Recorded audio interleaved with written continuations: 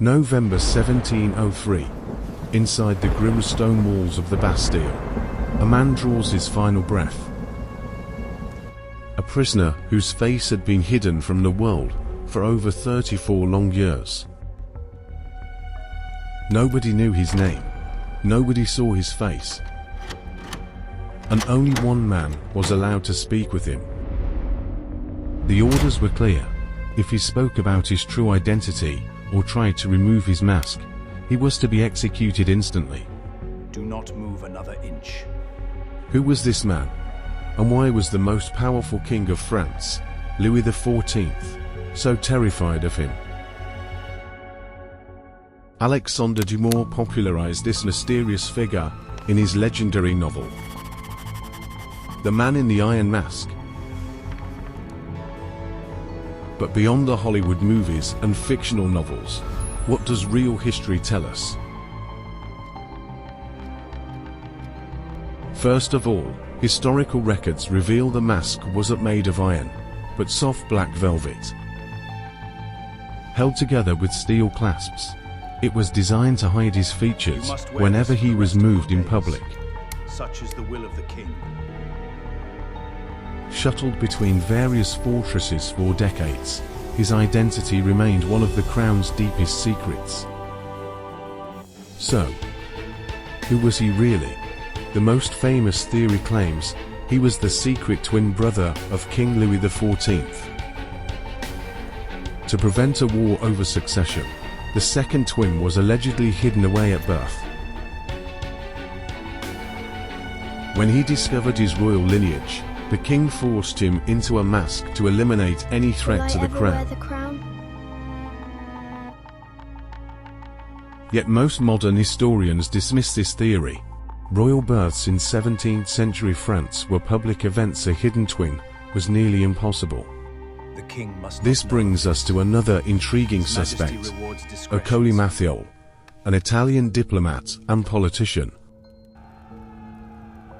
Matthiole betrayed King Louis XIV by double-crossing him in a secret deal over a strategic fortress. Furious, the French king had him kidnapped off the streets and thrown into absolute secrecy.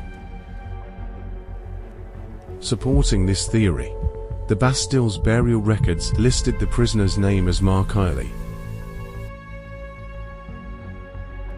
However, timeline discrepancies suggest Matthiole likely died years earlier in a different prison, which leads to the most plausible historical candidate, a valet named Eustache Dauger. Why would a mere servant receive high security imprisonment? Because he overheard something deadly. The king must not know of our plans tonight. Do not worry, the guards are paid.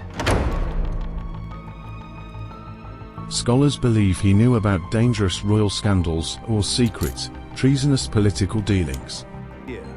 The central key to this entire mystery was one warden, Benigni du Vin de Saint-Mars. Saint-Mars was the masked man's personal warden. For 34 years, wherever Saint-Mars was stationed, the prisoner followed. From the grim fortress of Pignerol to Ercole, the island of Sainte Marguerite, and finally, the Bastille. Remarkably, the prisoner was not tortured. He was given fine clothes, exquisite meals, and comfortable living quarters. On November 19, 1703, the mysterious prisoner suddenly fell ill and passed away. Immediately after his death, guards destroyed his belongings and scraped the cell walls bare. Even his metal utensils were melted down, ensuring no physical trace of his presence survived. He was buried under a false name, carrying his secret to the grave forever. Over 3 centuries later, historians still cannot say with absolute certainty who he truly was. Was he a royal twin, a dangerous spy, or a servant who knew too much? What do you think? Let us know in the comments below. and subscribe for more deep dives into history's greatest secrets.